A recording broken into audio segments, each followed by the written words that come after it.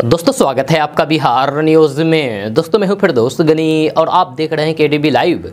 दोस्तों आज हो चुका है 20 मई, तो आज की बिहार की टॉप न्यूज़ लेकर आए हैं आपके लिए।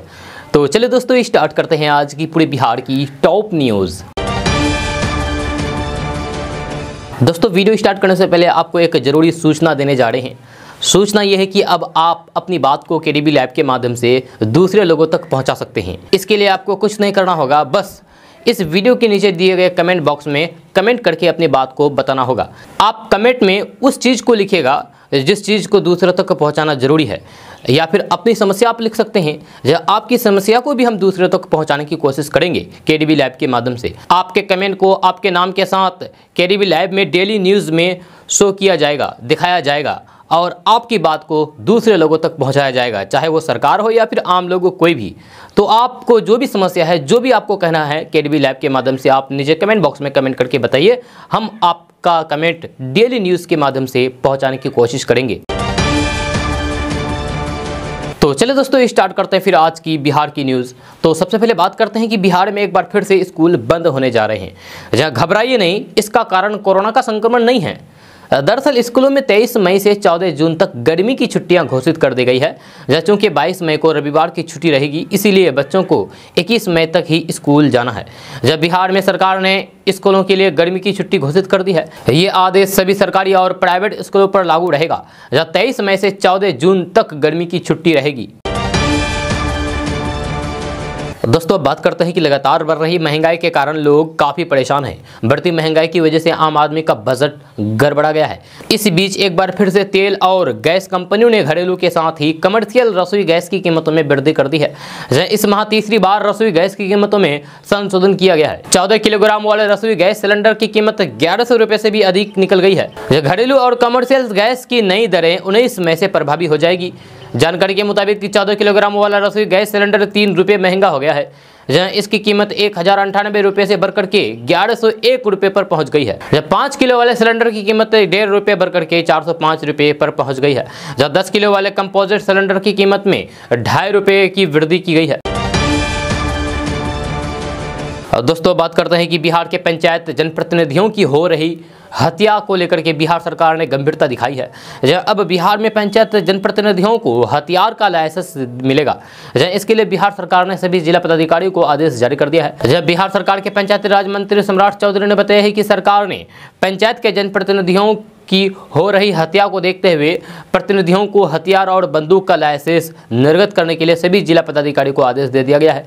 यह शिविर लगा करके इन पंचायत प्रतिनिधियों को हथियार का लाइसेंस निर्गत किया जाएगा। इससे पहले पदाधिकारी पंचायत प्रतिनिधियों के आवेदन की समीक्षा करेंगे, फिर लाइसेंस जारी करेंगे। मंत्री सम्राट चौधरी ने बताया है कि गृह विभाग की अनुमति के बाद सभी जिला के जिला पदाधिकारी को विशेष शिविर लगा करके निर्वाचित जनप्रतिनिधियों को उनसे प्राप्त आवेदन की विस्तार से समीक्षा करते हुए हथियार का लाइसेंस का आदेश दिया गया है। इसको लेकर के सभी जिलों के जिला पदाधिकारियों को पत्र जारी कर दिया गया है। दोस्तों बात करते हैं कि किशनगंज के ठाकुरगंज में 173 करोड़ की लागत से अनमोल इंडस्ट्रीज की बिस्किट फैक्ट्री का काम शुरू हो गया है। इस फैक्ट्री के शुरू होने से 700 से 800 लोगों को रोजगार मिलेगा। बिहार के उद्योग मंत्री का जिम्मा संभालने के बाद सैयद शाहनवाज हुसैन ने पहली बार किशनगंज के ठाकुरगंज का दौरा किया और यहां उद्योग क्षेत्र में तेजी से आगे बढ़ रहे ठाकुरगंज गलगलिया क्षेत्र का भ्रमण किया। जहां उद्योग मंत्री सैयद शाहनवाज हुसैन ने ठाकुरगंज गलगलिया औद्योगिक क्षेत्र का दौरा करने के बाद कहा कि किशनगंज को अनमोल इंडस्ट्रीज की तरफ से बड़ी सौगात मिली है। उन्होंने बताया है कि ठाकुरगंज में 173 करोड़ की लागत से अनमोल इंडस्ट्रीज की बिस्किट फैक्ट्री का काम शुरू किया गया है। उन्होंने कहा है कि किशनगंज में खास करके ठाकुरगंज गलगलिया औद्योगिक क्षेत्र में अपार संभावनाएं हैं। नेपाल, भूटान, बांग्लादेश, वर्मा, एशिया के कई देशों के बेहद करीब होने के कारण ठाकुरगंज गलगलिया औद्योगिक क्षेत्र उद्योगपतियों की नज़र में है और यहाँ बड़े उद्योग लग रहे हैं। उन्होंने कहा कि 173 करोड़ की लागत से अनमोल इंडस्ट्रीज की बिस्किट फैक्ट्री के बनने से 700 से 800 लोगों को रोजगार मिलेगा। दोस्तों बात करते हैं कि बिहार के नालंदा के रहने वाले सोनू कुमार की मदद के लिए अब बॉलीवुड के मशहूर अभिनेता सोनू सूद आगे आ गए हैं। उन्होंने सोनू का admission ideal international public school Bihta में कराया है, जो पटना से कुछ ही दूरी पर स्थित है। अभिनेता सोनू सूद ने अपने ट्विटर हैंडल पर ट्वीट करते हुए लिखा है कि सोनू ने सोनू की सुन ली भाई। स्कूल का बस्ता बांधिए, आपकी पूरी शिक्षा और हॉस्टल की व्यवस्था हो गई है। इसके साथ सोनू सूद ने स्कूल के नाम का भी जिक्र किया है। जहां सोनू अब पटना के बिहटा में स्थित आइडियल इंटरनेशनल पब्लिक स्कूल में पढ़ाई करेगा। इस स्कूल में हॉस्टल की भी व्यवस्था है जहां सोनू आराम से रह करके पढ़ाई कर सकेगा। आपको बता दें कि इस 11 साल के सोनू ने बिहार के मुख्यमंत्री नीतीश कुमार के सामने बेबाक अंदाज में बातचीत की थी, जहां उन्होंने अपनी शिक्षा को लेकर के सीएम नीतीश कुमार से मदद मांगी थी और कहा था कि मेरे पिताजी शराब पीने में पैसे खत्म कर देते हैं, मेरे पास पढ़ने लिखने की व्यवस्था नहीं है, मैं बड़ा होकर के IAS बनना चाहता हूं, लेकिन सरकारी स्कूल में पढ़ाया नहीं जाता है। दोस्तों बात करते हैं कि बिहार के सोनपुर में अपराधियों का तांडव जारी है, जब बदमाश एक के बाद एक लूट की बड़ी घटनाओं को अंजाम दे रहे हैं। ताजा मामला सोनपुर इलाके के गोविंद चक घेकटा का है, जहां बेखौफ अपराधियों ने उत्तर बिहार ग्रामीण बैंक में लूट की वारदात को अंजाम देते हुए करीब 6 लाख रुपए लूट कर इलाके में सनसनी फैला दी है। जहां 7 की संख्या में बैंक में घुसे अपराधियों ने बैंक कर्मियों को बंधक बनाकर की घटना को अंजाम देकर के फरार हो गए। जब सूचना मिलने के बाद SSP अंजनी कुमार घटनास्थल पर पहुंच करके मामले की छानबीन शुरू कर दी है। घटना के संबंध में बताया जा रहा है कि अपराधियों ने बैंक कर्मियों को डरा धमका करके 5,96,000 रुपए लूट लिए हैं। जब तक पुलिस पहुंची तब तक सभी मौके से फरार हो गए। जब बैंक में लगे CCTV फुटेज के आधार पर पुलिस ने मामले की छानबीन शुरू कर दी है, जांच शुरू कर दी है। जब बदमाशों ने लूट की वारदात को उस समय अंजाम दिया जब ग्रामीण बैंक के कर्मी रोजमर्रा की तरह अपने काम में जुटे हुए थे। जानकारी के मुताबिक लुटेरे अलग अलग टुकड़ों में बैंक के अंदर दाखिल हुए, जहां इसके बाद सभी अपराधियों ने बैंक का कुछ देर तक मुआयना किया। उसके बाद बैंक कर्मियों के ऊपर हथियार तान करके लूटपाट की घटना को अंजाम देने लगे। जहां घटना के समय बैंक के अंदर कितने पैसे थे इसकी जानकारी नहीं दी गई है। बताया जा रहा है कि लुटेरों ने करीब 6 लाख रुपए लूट लिए हैं और घटना को अंजाम देने के बाद लुटेरे मौके से फरार हो गए। दोस्तों बात करते हैं कि आर्थिक अपराध इकाई द्वारा आज एक वीडियो के खिलाफ कार्रवाई की गई है। जब बताया जाता है कि बिहार के पूर्णिया जिले के डगरुआ प्रखंड के वीडियो अजय कुमार प्रिंस के खिलाफ आय से अधिक संपत्ति अर्जित करने का आरोप था, जिसकी गुप्त सूचना EOU को प्राप्त हुई थी। यह सूचना के आधार पर वीडियो के खिलाफ मामला दर्ज किया गया था। आज वीडियो के 4 ठिकानों पर एक साथ छापेमारी की गई। EOU के अनुसार डगरुआ वीडियो ने अपने आय से लगभग 229% अधिक संपत्ति अर्जित की है, जो उसने अपने और अपने परिवार के नाम जमा किए हैं, जिसके खिलाफ शिकायत सामने आई थी। सूचना सही पाए जाने के बाद वीडियो के खिलाफ बीते मंगलवार को मामला दर्ज किया गया था, जिसके बाद आज EOU DSP और ASI की टीम कार्रवाई के लिए पहुंची थी। EOU के अनुसार आज वीडियो के 4 ठिकानों पर कार्रवाई की गई, जिसमें डगरुआ में स्थित प्रखंड कार्यालय, पटना दानापुर में स्थित डिफेंस कॉलोनी में स्थित मकान, वैशाली जिले के देसरी थाना में स्थित वाजिदपुर में पैतृक आवास के साथ पश्चिम बंगाल में दलकोला में स्थित मकान शामिल है। दोस्तों बात करते हैं कि बिहार में पिछले 48 घंटे से जारी प्रचंड गर्मी ने लोगों का जीना मुहाल कर रखा है, जहां सूरज की तपिश और उमस से जनजीवन पूरी तरीके से अस्त व्यस्त हो चुका है। हालांकि मौसम विभाग ने पूर्वानुमान जताते हुए बिहार के 19 जिलों में वज्रपात और तेज हवा के साथ बारिश का अलर्ट जारी किया है, तो वहीं दूसरी तरफ बिहार के दक्षिणी इलाके समेत कई जिलों में भीषण गर्मी की भी चेतावनी जारी की है। जहाँ जिन जिलों में बारिश का अलर्ट जारी किया गया है उनमें पूर्वी चंपारण, पश्चिमी चंपारण, गोपालगंज, शिवहर, सीतामढ़ी, मुजफ्फरपुर, दरभंगा, वैशाली, समस्तीपुर, मधुबनी, सुपौल, अररिया, सहरसा, मधेपुरा, किशनगंज, पूर्णिया, कटिहार, भागलपुर और बांका शामिल है। इन जिलों में वज्रपात, गरज और तेज हवा के साथ बारिश का अलर्ट जारी किया गया है। जब तापमान की बात करें तो बुधवार को भी राज्य यानी कि बिहार के अधिकांश इलाके में 40 के आसपास तापमान पहुंच गया था। जब बिहार के गया, जमुई, बक्सर, औरंगाबाद, बांका, नवादा, हरनौत, डेहरी में अधिकतम तापमान 40 डिग्री के पार पहुंच गया। जहां पटना का अधिकतम तापमान में सामान्य से 3 डिग्री की वृद्धि होने के साथ 40 डिग्री सेल्सियस रिकॉर्ड किया गया, जबकि 44 डिग्री सेल्सियस के साथ औरंगाबाद प्रदेश का यानी कि बिहार का सबसे गर्म स्थान दर्ज किया गया है। मौसम विज्ञान केंद्र के अनुसार गुरुवार को सिवान, बक्सर, समस्तीपुर, दरभंगा को छोड़कर के सभी भागों में तापमान क्रमश वृद्धि दर्ज की गई है। इधर भीषण गर्मी की वजह से मरीजों की संख्या में भी इजाफा देखने को मिल रहा है और अस्पताल में खासकर की बड़ी संख्या में बच्चे भर्ती होने लगे हैं। जब पिछले 7 दिनों में सिर्फ पटना में अब तक 700 से अधिक बच्चों का इलाज हुआ है, जो कि उल्टी दस्त से परेशान थे। दोस्तों बात करते हैं कि बिहार के मुंगेर जिला में एक अनोखा मंदिर है। यहाँ पर चूहा, बिल्ली और गाड़ियों की पूजा होती है।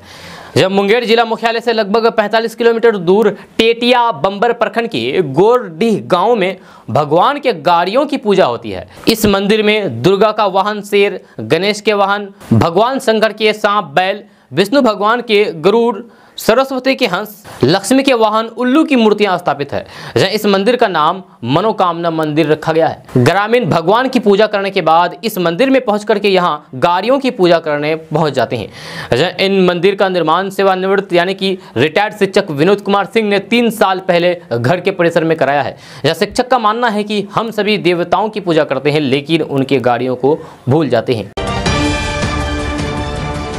दोस्तों बात करते हैं कि बिहार के सरकारी अस्पतालों में अब हर 3 महीनों पर दवाओं की आपूर्ति होगी। स्वास्थ्य विभाग ने 2021-22 में स्वीकृत नई अधियाचना नीति को पूरी तरीके से क्रियान्वित कर दिया है। जहां अधिसूचना नीति के तहत जिलों के दवा भंडार गृह की सेवाओं को बिहार स्वास्थ्य सेवा आधारभूत संरचना निगम के अधीन कर दिया गया है। जहां विभाग ने यह कवायद आपूर्ति श्रृंखला को मजबूत करने के इरादे से किया है। जहां सरकार की इस पहल से ये माना जा रहा है कि सरकारी अस्पतालों में आने वाले वक्त में दवाओं की किल्लत नहीं होगी। जब बिहार के सरकारी अस्पतालों में भर्ती मरीजों को करीब 300 तरह की दवाएं फ्री में दिए जाने की व्यवस्था है। जहां अस्पतालों में असमय पर दवाओं की उपलब्धता और किल्लत की जानकारी के संदर्भ में पहले कोई समुचित व्यवस्था नहीं थी। इस समस्या को दूर करने के लिए पिछले साल बिहार में नई अधिसूचना नीति प्रभावित की गई है। दोस्तों बात करते हैं कि देश के अलग अलग हिस्सों में हाई स्पीड रोड नेटवर्क का जाल बिछाया जा रहा है। इसके लिए केंद्र सरकार ने भारतमाला प्रोजेक्ट लॉन्च की है। इसके तहत भारत सरकार कई एक्सप्रेसवे का निर्माण करवा रही है और कई अभी भी पाइपलाइन में है। सड़क परिवहन एवं राष्ट्रीय राजमार्ग मंत्री नितिन गडकरी ने इस बीच बड़ी घोषणा की है। नितिन गडकरी ने भारतमाला फेज 1 के तहत 3 अतिरिक्त एक्सप्रेसवे बनाने का ऐलान किया है। इन्हीं में से एक है वाराणसी टू रांची कोलकाता एक्सप्रेसवे। नया एक्सप्रेसवे 593 किलोमीटर लंबा होगा और इसे बनाने पर 28,000 करोड़ रुपए की लागत आने का अनुमान है। आपको बता दूं कि इससे पहले भी बिहार में कई एक्सप्रेसवे बनाने की घोषणा हो चुकी है और प्रोजेक्ट पर काम अभी भी आगे जारी है। सड़क परिवहन एवं राजमार्ग मंत्री नितिन गडकरी ने भारतमाला फेज 1 के तहत 3 अतिरिक्त एक्सप्रेसवे बनाने की बात कही है। घोषणा के अनुसार Varanasi to Ranchi to Kolkata expressway बनाया जाएगा। इस हाई स्पीड रोड से वाराणसी से पश्चिम बंगाल की राजधानी कोलकाता जाना बेहद आसान हो जाएगा। इस हाई स्पीड रोड के बनने से न केवल आम लोगों को सुविधा होगी बल्कि व्यवसायियों को भी काफ़ी राहत मिलेगी। कई घंटों की यात्रा कुछ घंटों में पूरी की जा सकेगी। कमर्शियल गाड़ियों के साथ ही यात्री और निजी वाहनों की रफ्तार भी काफ़ी आगे बढ़ जाएगी। एक्सप्रेसवे का निर्माण होने के बाद धर्मनगरी वाराणसी 2 राज्यों की राजधानी से सीधे जुड़ जाएगा। जहाँ वाराणसी रांची कोलकाता एक्सप्रेसवे बिहार से होकर के भी गुजरेगा। जहाँ हाई स्पीड रोड वो सासाराम और गया को भी कनेक्ट करेगा। सासाराम और गया के अलावा बिहार के अन्य शहर भी वाराणसी कोलकाता और रांची से सीधे जुड़ जाएंगे। दोस्तों बात करते हैं कि जन अधिकार पार्टी के राष्ट्रीय अध्यक्ष पप्पू यादव ने नालंदा के सोनू कुमार को ताउम्र मदद करने का भरोसा दिलाया है। पप्पू यादव सोनू कुमार से मिलने के लिए बुधवार को नालंदा पहुंचे थे। हरनौत के निमाकोल गांव पहुंच करके पप्पू यादव ने सोनू और उसके परिवार वालों से मुलाकात की। इस दौरान उन्होंने सोनू को 50,000 रुपये की आर्थिक मदद की और ताउम्र उसकी मदद का भरोसा दिलाया है। इस दौरान पप्पू यादव ने पक्ष और विपक्ष पर जमकर हमला बोला है। जहां पप्पू यादव ने कहा है कि पक्ष और विपक्ष के लोग केवल अपनी राजनीति चमकाने में लगे हैं। पॉलिटिकल इवेंट ना करके ये लोग गरीब बच्चों के लिए मुफ्त शिक्षा की व्यवस्था करें। बिहार के स्कूलों में गुणवत्तापूर्ण शिक्षा की जरूरत है। केंद्र में मोदी की सरकार है, वे हर जिले में नवोदय विद्यालय और सैनिक स्कूल खुलवाएं। वहीं उन्होंने देश में मंदिर मस्जिद को लेकर के चल रहे विवाद पर कहा है कि बीजेपी की सरकार देश के लोगों को असल मुद्दे से भटकाने के लिए ये सब कर रही है। दोस्तों बात करते हैं कि वाराणसी की ज्ञानवापी मस्जिद से लेकर के मथुरा की ईदगाह और दिल्ली के कुतुब मीनार जामा मस्जिद को लेकर के राजनीति तेज हो गई है। काशी और मथुरा का मामला तो कोर्ट तक पहुंच गया है। ऐसे में ज्ञानवापी मामले में भले ही all India Muslim personal law board पक्षकार नहीं है, लेकिन अयोध्या की बाबरी मस्जिद की तरह देश की दूसरी अन्य मस्जिदों को खोना नहीं चाहता है। ज्ञानवापी मस्जिद को बचाने के लिए all India Muslim personal law board ने जबरदस्त प्लान बनाया है। इसके तहत वे कानूनी लड़ाई लड़ने से लेकर के राजनीतिक और सामाजिक स्तर पर मोर्चा खोलने की तैयारी में है। All India Muslim personal law board ने ज्ञानवापी मस्जिद मामले को लेकर के मंगलवार को मौलाना राबे हसन नदवी के नेतृत्व में आपातकालीन बैठक हुई। इस बैठक में बोर्ड से जुड़े देश भर के 45 सदस्य शामिल हुए थे, जिसमें तय हुआ है कि बाबरी मस्जिद की तरह देश की दूसरी मस्जिदों को हाथ से नहीं जाने देंगे। वे चाहे काशी की ज्ञानवापी मस्जिद हो या फिर मथुरा की शाही ईदगाह मस्जिद, इन तमाम मस्जिदों को बचाने के लिए all India Muslim personal law board Muslim पक्ष के वकीलों को कानूनी मदद तो करेगा ही, साथ ही सरकार पर भी दबाव बनाने का काम करेगा। मुस्लिम पर्सनल लॉ बोर्ड ने तय किया है कि काशी के ज्ञानवापी मस्जिद से लेकर के जिन भी मुस्लिम धार्मिक स्थल पर विवाद खड़े हो रहे हैं, उनमें से किसी भी मामले में सीधे तौर पर पक्षकार नहीं बनेंगी। मुस्लिम पक्ष के वकीलों के साथ पूरी शिद्दत से खड़ी रहेगा और उन्हें कानूनी लड़ाई में भी मदद करेगा। जब निचली अदालत से लेकर के सुप्रीम कोर्ट तक में कानूनी लड़ाई के लिए मुस्लिम पक्ष को मदद के लिए मुस्लिम पर्सनल लॉ बोर्ड ने एक लीगल टीम बनाने का फैसला किया है, जिसमें देश के एक से बढ़कर के एक वकीलों का पैनल होगा। इसके अलावा पूरे मामले में कानूनी सलाह के लिए एक पूर्व जस्टिस की अगुवाई में 5 सदस्यीय कमेटी बनाई गई है।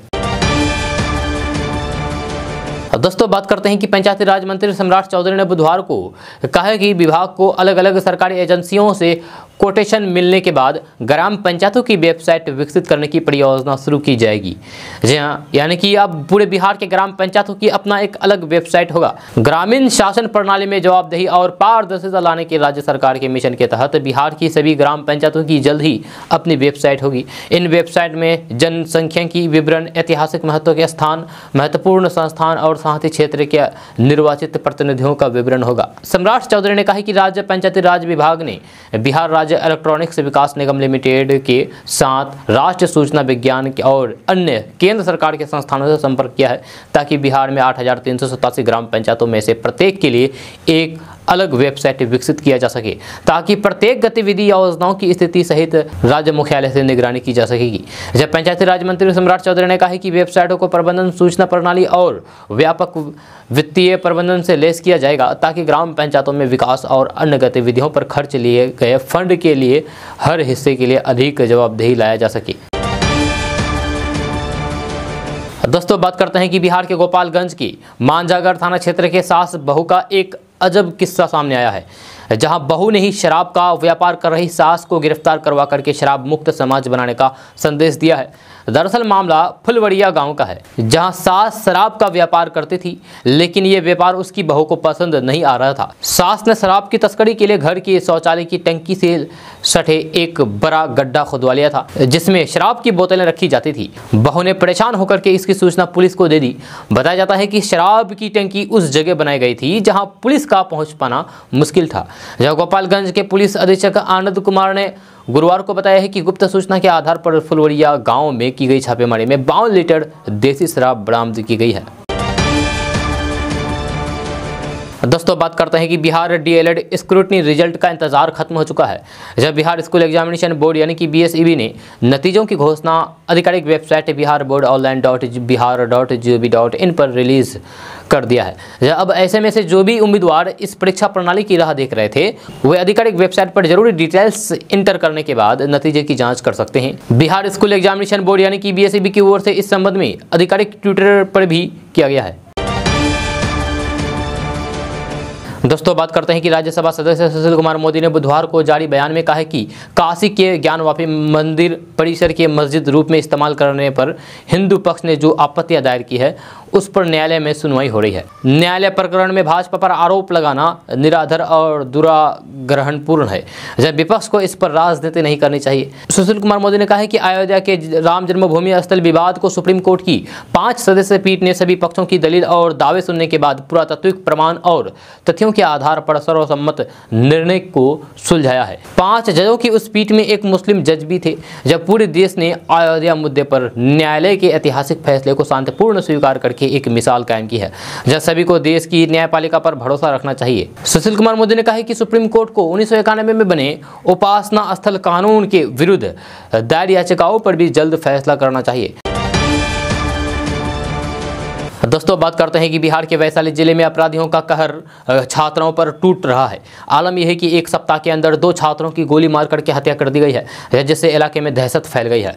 ताजा मामला लालगंज थाना क्षेत्र से है, जहां प्रखंड कार्यालय रोड में नाका नंबर 2 के पास अज्ञात अपराधियों ने ट्यूशन पर आकर लौट रही बीकॉम के सेकेंड ईयर की छात्रा अंकिता शर्मा की गोली मार करके हत्या कर दी गई। छात्रा के सीने में 2 गोलियां मारी गई, जिसके बाद गंभीर हालात में उसे लालगंज रेफरल अस्पताल ले जाया गया, जहां से हाजीपुर सदर अस्पताल रेफरल कर दिया गया। लेकिन हाजीपुर सदर अस्पताल पहुंचते ही चिकित्सकों ने उसे मृत घोषित कर दिया। हत्या की इस घटना के बाद मृतक के परिवार वालों में कोहराम मच गया है। दोस्तों बात करते हैं कि बिहार के गया के पूर्व डीएम अभिषेक कुमार सिंह के ऊपर भ्रष्टाचार के मामले में अब एफआईआर दर्ज करने की तैयारी राज्य सरकार के द्वारा की जा रही है। आपको बता दें कि गया के डीएम रहते हुए अभिषेक कुमार सिंह के ऊपर भ्रष्टाचार के आरोप लगे थे, जिसके बाद सरकार ने उनका तबादला कर दिया। आपको बता दें कि गया में बड़े पैमाने पर भ्रष्टाचार की शिकायत मिलने के बाद राज्य सरकार ने गया के डीएम और मगध रेंज के आईजी को भी हटा दिया गया था, जिसमें एसएसपी सहित तमाम पदाधिकारियों को एक साथ से ट्रांसफर की गई थी। इस पूरे मामले के बाद बिहार प्रशासनिक महकमे में हलचल मचा है। इस बात की चर्चा मगध रेंज के सभी वरिष्ठ अधिकारियों के ऊपर गंभीर आरोप के मामले चल रहे हैं। शुरुआती जांच में इन अधिकारियों की संलिप्तता जैसे ही सामने आई है, उसके बाद सरकार ने गया के डीएम, मगध रेंज के आईजी और एसएसपी को हटा दिया था। दोस्तों बात करते हैं कि वायरल सोनू मामले में उनके पैतृक गांव नीमाकोल में इन दिनों मीडिया कर्मियों का जमावड़ा लगा हुआ है। अब तक करीब 200 से अधिक सोशल मीडिया कर्मी पहुंच करके अलग अलग ढंग से इंटरव्यू लेकर के चले जा रहे हैं। जब सुबह से शाम तक लोग आसपास रह करके चहल पहल की खबर पर ध्यान दे रहे हैं। नीमाकोल गांव एक दशक पहले बनी फिल्म पिपली लाइव की याद ताज़ा कर रहे हैं। जब पिपली लाइव मूवी में तो न्यूज़ चैनल वालों का तांता लगा रहता था, लेकिन नीमाकोल गांव में सोनू को कवरेज करने के लिए न्यूज़ चैनल से लेकर के सोशल मीडिया में कंपटीशन चल रहा है। सोनू कुमार कुछ भी बोल दे रहे हैं तो फिर वो भी सोशल मीडिया पर वायरल हो जा रहे हैं। सोनू उस दिन राष्ट्रीय स्तर पर चर्चा में आया था जब कल्याण बिघा में बीते 14 मई को अपनी पत्नी को श्रद्धांजलि देने पहुंचे मुख्यमंत्री नीतीश कुमार के जनसंवाद के दौरान बेबाकी से सोनू ने अपनी पढ़ाई लिखाई के लिए मुख्यमंत्री नीतीश कुमार से आग्रह किया था और शिक्षा व्यवस्था की पोल खोली थी। तब से सोनू पूरे देश में वायरल है। अब इसी को लेकर के सोशल मीडिया वाले प्रतिदिन सोनू कुमार के घर आते हैं और इंटरव्यू लेकर के चले जाते हैं और अपना व्यूज बढ़ाते हैं। मिली जानकारी के मुताबिक सोशल मीडिया के लोग व्यूअर्स की संख्या बढ़ाकर कमाई का जरिया बना लिया है। एक से बढ़कर एक लोग सोनू को पराने के लिए हाथ बढ़ा रहे हैं। हालांकि अब तक सोनू को कुछ नहीं मिला है, जबकि उसके नाम पर कई लोग कमाई भी कर रहे हैं। कहा यह भी जा रहा है कि सोनू के नाम पर फर्जी अकाउंट तक खुलवा लिए गए हैं, जिसमें उसके नाम पर मदद के उद्देश्य से रकम जमा करने को कहा जा रहा है। कई लोगों ने यहाँ सोनू से मिलकर के उसे गोद लेने की बात कर रही है, लेकिन सोनू आज भी अपने गांव में ही है। अभी तक सोनू को किसी ने गोद नहीं लिया है। सिर्फ सोशल मीडिया में प्रतिदिन सोनू किसी न किसी बात पर वायरल हो रहे हैं। ये पिछले 4 दिनों से चल रहा है। दोस्तों बात करते हैं कि बिहार के आंगनबाड़ी केंद्र पर अब बच्चों के बेहतर पोषण को लेकर के नीतीश सरकार नई पहल करने जा रही है। आंगनबाड़ी केंद्र पर अब बच्चों को चिकन और वेज बिरयानी दिया जाएगा।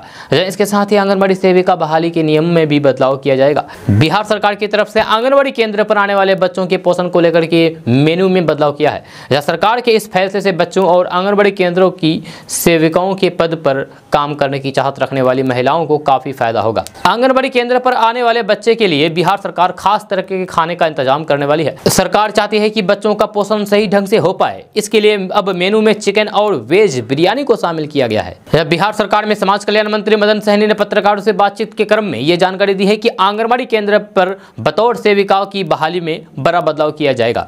अब सेविका की बहाली में मेगा सूची का ख्याल रखा जाएगा। इसके साथ ही बच्चों के सही पालन करने वाले महिलाओं को तरजीह दिया जाएगा। सेविका बहाली में अब सीधी नियुक्ति की जाएगी। इसमें किसी तरह की कोई भी परीक्षा नहीं ली जाएगी। मंत्री ने बताया है कि आम सभा लगा करके आंगनबाड़ी केंद्र की बहाली को लेकर के कई तरह की शिकायतें लगातार मिल रही थी, जिसके बाद चयन प्रक्रिया को सरल बनाने के लिए कई संशोधन किए गए। आपको बता दूं कि पिछले दिनों सीएम नीतीश कुमार के मुख्यमंत्री जनता के दरबार कार्यक्रम में आंगनबाड़ी सेविका बहाली को लेकर के कई शिकायतें आई थी, जिसके बाद मुख्यमंत्री ने इस पर संज्ञान लेते हुए अधिकारियों को फटकार लगाते हुए इस मामले की देख रेख के लिए कहा था। इसके साथ ही उन्होंने बहाली प्रक्रिया में भी संशोधन की बात कही है।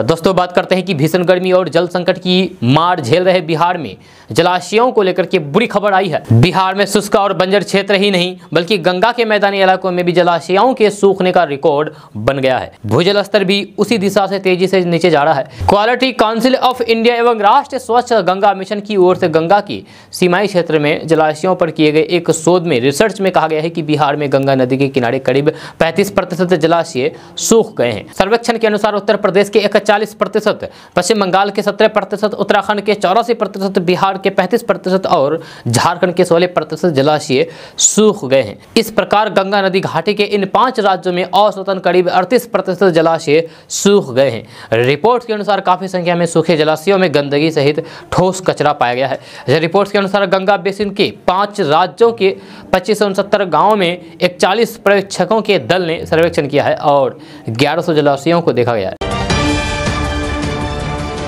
दोस्तों बात करते हैं कि समाजवादी पार्टी के वरिष्ठ नेता आजम खान को सुप्रीम कोर्ट से बड़ी राहत मिली है। अदालत ने रामपुर में कोतवाली पुलिस थाना के एक मामले में आजम खान की अंतरिम जमानत याचिका को मंजूर कर लिया है। इस मामले में कोर्ट ने 17 मई को अपना फैसला सुरक्षित रखा था। आपको बता दें कि आजम खान के खिलाफ कई केस दर्ज किए गए हैं। आजम खान पिछले काफी समय से जेल में बंद है। एक मामले में उन्हें जमानत मिलना बाकी था।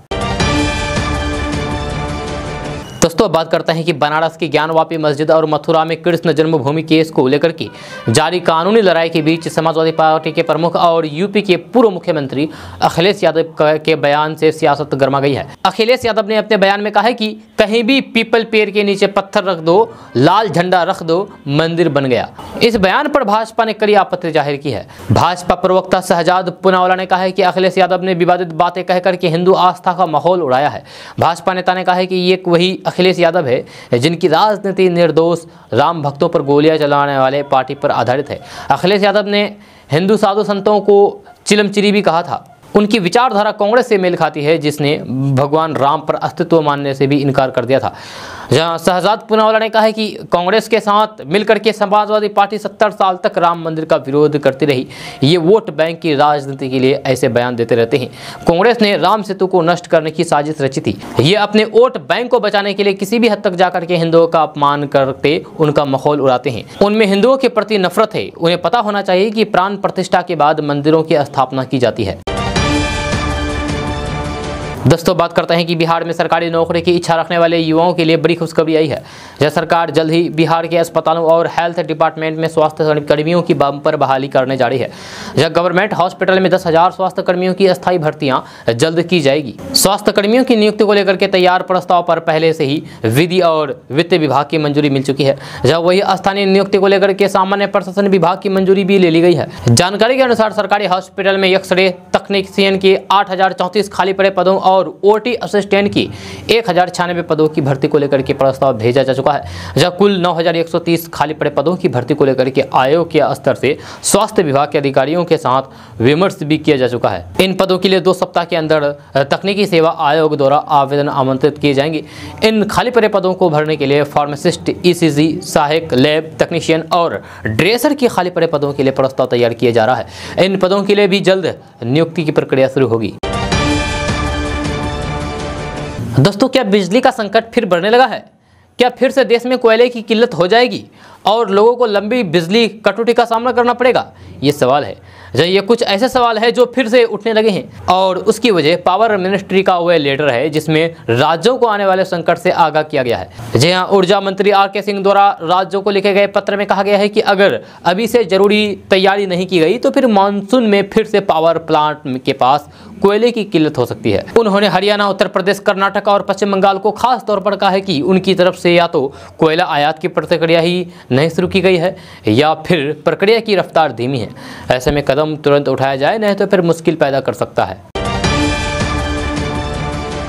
दोस्तों बात करते हैं कि भारत में आपको एक से एक अनोखा मंदिर देखने को मिल जाएंगे। मंदिरों में आपने लोगों द्वारा देवताओं को फूल, पानी, दूध चढ़ाते हुए देखा होगा, लेकिन कभी उन्हें किसी भगवान को बीड़ी चढ़ाते हुए देखा है या सुना है? जी हाँ, आपको बता दूं कि बिहार में एक ऐसा अनूठा मंदिर है जो ऐसे अनूठी परंपरा के लिए प्रसिद्ध है, जानी जाती है।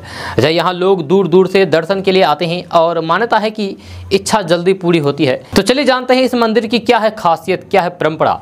यह मंदिर बिहार के कैमूर में मौजूद है। जब बिहार के कैमूर में मौजूद मुशहरा बाबा मंदिर में लोग अपनी मनोकामना पूरी करने के लिए बीड़ी चढ़ाते हैं। यह मंदिर कैमूर जिले के खुटिया इलाके में स्थित है। मंदिर में मुसरुआ बाबा की मूर्ति स्थापित की गई है और दूर दराज के क्षेत्रों से भक्त अपनी इच्छा के साथ यहाँ आते हैं और बीड़ी चढ़ाते हैं। जब बाबा के दर्शन के बाद भक्त बीड़ी की गठरी को खोल करके उसे जलाते हैं। कहा जाता है कि बीड़ी चढ़ाने से बाबा प्रसन्न होते हैं और अपने भक्तों की मनोकामनाएं पूरी करते हैं। जब पुजारी के मुताबिक इस मंदिर में सालों से बीड़ी चढ़ाई जा रही है और जो नहीं चढ़ा पाते हैं वह वापस लौट करके बीड़ी चढ़ाने के लिए आते हैं। दोस्तों बात करते हैं कि काशी की ज्ञानवापी मस्जिद विवाद पर बिहार सरकार में मंत्री जमा खान ने गुरुवार को कहा है कि इस मुद्दे पर जिस तरीके से देश में चल रहा निश्चित तौर पर माहौल बिगड़ जाएगा। उन्होंने कहा है कि हम लोग सेकुलर हैं, सबको लेकर के चलने की बात करते हैं, संविधान के मुताबिक चलने की बात करते हैं। ऐसा कुछ नहीं करते हैं कि किसी की भावनाओं को चोट लगे, किसी भी समुदाय के धर्मस्थल को कोई नुकसान ना हो। हमारी पार्टी भी यही मानती है। उन्होंने कहा है कि इस मुद्दे पर जो होना है वही होगा, लेकिन कुछ भी ऐसा नहीं हो जिससे देश देश का भाईचारा बिगड़े। उन्होंने कहा है कि अगर हम कुरान नहीं पढ़ेंगे तो फिर खुदा माफ़ कर देगा, पूजा नहीं करेंगे तो भगवान माफ़ कर देंगे, लेकिन भाईचारा बिगड़ जाए तो फिर कोई ग्रंथ माफ़ नहीं करेगा। उन्होंने चिंता जताते हुए कहा है कि जिस तरीके की बातें हो रही है उससे देश का भाईचारा तो ख़त्म ही हो जाएगा। जो हालात है उसमें देश के भाईचारा को नुकसान होगा। उन्होंने कहा है कि हिंदुस्तान को संवारना है तो फिर सोचना और समझना होगा, ऐसा कुछ भी गड़बड़ ना हो जिससे भाईचारा को नुकसान हो। उन्होंने कहा है कि भाईचारा ना बिगड़े, इस पर ध्यान देना चाहिए, मोहब्बत की बात कीजिए। जमा खान ने कहा है कि हमें विकास के विषय पर बात करनी चाहिए, विकास के विषय पर सरकार को कार्य करना चाहिए, इसी से हिंदुस्तान संवरेगा। आपको बता दूं कि काशी विश्वनाथ मंदिर से लगे ज्ञानवापी मस्जिद का पिछले सप्ताह सर्वेक्षण किया गया, जब अब ये मामला सुप्रीम कोर्ट में है। शुक्रवार को इस मामले में सुप्रीम कोर्ट आगे की सुनवाई करेगी। वहीं तब तक वाराणसी कोर्ट को कोई भी सुनवाई नहीं करने को कहा गया है। दोस्तों बात करते हैं कि बिहार के पूर्व मुख्यमंत्री जीतन राम मांझी उत्तर प्रदेश के मुख्यमंत्री योगी आदित्यनाथ की पहल से गदगद है, तारीफ कर रहे हैं। उन्होंने यूपी के सीएम के निर्णय का स्वागत किया है। उन्होंने कहा है कि योगी आदित्यनाथ ने उनकी सोच को जमीन पर उतारा है। जीतन राम मांझी ने ट्वीट करते हुए अपनी बातें रखी है। जहाँ रामनवमी और महावीर जयंती के दौरान देश की अलग अलग जगहों पर हुए विवाद की घटना के बाद उन्होंने ऐसे किसी भी जुलूस पर रोक की मांग की थी। आपको बता दें कि पूर्व मुख्यमंत्री जीतन राम मांझी ने जुलूसों में विवाद के बाद बीते महीने 17 अप्रैल को ट्वीट किया था, जब मांग की थी कि अब वक्त आ गया है जब देश में हर तरह के धार्मिक जुलूस पर रोक लगा दी जाए। इन जुलूसों के कारण ही देश की एकता और अखंडता खतरे में पड़ती दिखाई दे रही है। इसे तुरंत रोकना होगा। इसके बाद पूर्व मुख्यमंत्री जीतन राम मांझी ने 18 मई को ट्वीट करते हुए यूपी के मुख्यमंत्री योगी आदित्यनाथ के निर्णय की सराहना की है। उन्होंने सड़कों पर किसी धार्मिक या फिर अन्य कार्यक्रमों पर रोक लगा दी है। सड़कें यातायात के लिए है, आयोजन स्थल नहीं। यूपी के सीएम योगी आदित्यनाथ की तरह सभी राज्य ऐसा करें तो फिर विवाद कम हो जाएंगे। दोस्तों बात करते हैं कि बिहार के औरंगाबाद जिले के देव प्रखंड के अति नक्सल प्रभावित क्षेत्र डुमरी में एक शिक्षक मिसाल बन गया है। एक तरफ बिहार की शिक्षा व्यवस्था को लेकर के तमाम तरह के सवाल खड़े किए जा रहे हैं, वहीं सरकारी स्कूल में नियोजित शिक्षक चंदन ठाकुर बच्चों को निःशुल्क यानी कि फ्री में पढ़ा करके शिक्षा की जोत जगा रहे हैं। बीते 25 सालों से वे मैट्रिक और इंटर के छात्र छात्राओं को बिना पैसे के पढ़ा रहे हैं। यहाँ हिंदी और संस्कृति की शिक्षा दी जाती है। यह शिक्षक नंदन ने बताया है कि जिस वक्त उन्होंने बच्चों को पढ़ाना शुरू किया था तो उस वक्त नक्सल गतिविधियां इस क्षेत्र में चरम पर थी। उन्हें लगता था कि कहीं नक्सली उनके इस कार्य में बाधा तो नहीं बन जाएंगे, लेकिन उनकी तरफ से कभी भी इसे रोकने की कोशिश नहीं की गई।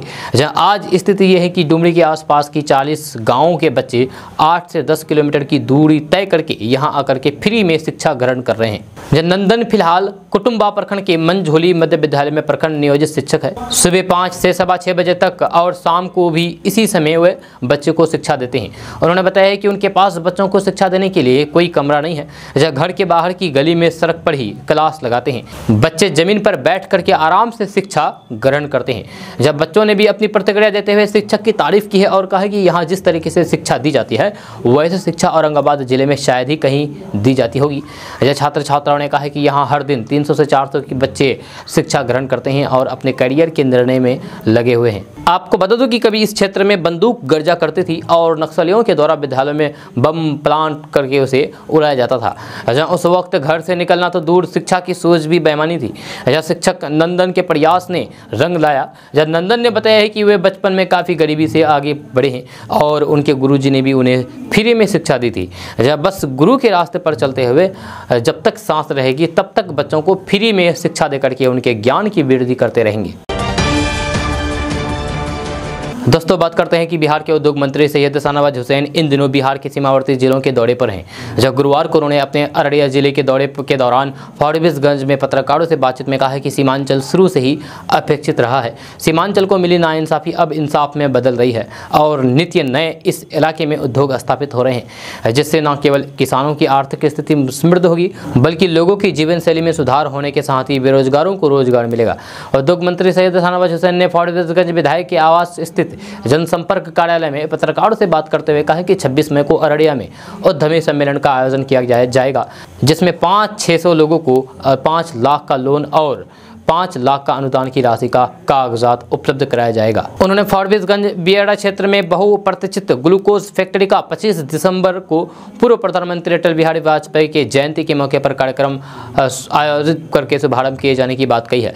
उन्होंने कहा है कि कोसी महासेतु समेत कई पुल और सड़क का निर्माण अटल बिहारी वाजपेयी की सरकार में इस इलाके में किया गया था, जिससे पटना से नॉर्थ बिहार सीधा जुड़ गया है। उन्होंने कहा कि सीमांचल के इलाके में नए नए इंडस्ट्रीज आ रहे हैं। 105 करोड़ का पूर्णिया में एथेनॉल प्लांट का शुभारंभ हो गया है। इसके साथ ही किशनगंज अररिया के इलाकों में अनमोल बिस्किट कंपनी का 173 करोड़ का प्रोजेक्ट का काम भी शुभारंभ किया गया है। उन्होंने कहा कि उनके जिम्मे राज्य में यानी कि बिहार में उद्योग स्थापित करने का काम है और उसे इस काम में बखूब मन लग रहा है। बड़े बड़े इन्वेस्टर मीट में अपनी प्रोजेक्ट लगाने में अभी रुचि दिखाई दे रहे हैं और बड़ी बड़ी कंपनियां बिहार आ रही हैं। उन्होंने नई टेक्सटाइल पॉलिसी के साथ ही फूड प्रोसेसिंग के क्षेत्र में भी काम करने की बात कही है। शाहनवाज हुसैन दौरे के क्रम में फारबिसगंज विधायक विद्यासागर उर्फ मंचन केसरी के आवास पर स्थित जनसंपर्क कार्यालय पहुंचे थे। दोस्तों आज का न्यूज़ बस यहाँ तक। कैसा लगा जरूर अपना सुझाव दीजिएगा नीचे कमेंट बॉक्स में कमेंट करके। अगर आप नए आए हैं इस चैनल पर तो फिर चैनल को सब्सक्राइब करके बेल आइकन को भी प्रेस कर दीजिए और साथ में वीडियो को लाइक कर दीजिए, अपने दोस्तों के साथ शेयर भी कीजिए। तो चलो दोस्तों फिर मिलते हैं नेक्स्ट वीडियो में, तब तक के लिए जय हिंद जय बिहार।